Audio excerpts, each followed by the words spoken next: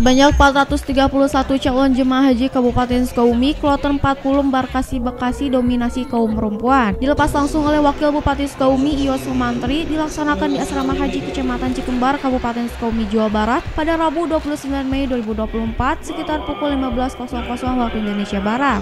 Ketua Panitia Penyelenggara Ibadah Haji Kabupaten Sukabumi Abdul Manan mengatakan calon jemaah haji didominasi kaum perempuan sebanyak 223. Begitu juga pemberangkatan pertama dan kedua kloter sebelumnya, para calon jemaah haji perempuan pada umumnya berprofesi ibu rumah tangga. Adapun usia termuda yaitu 22 tahun asal Kecamatan Parungkuda dan usia 99 tahun asal Kecamatan Cidahu.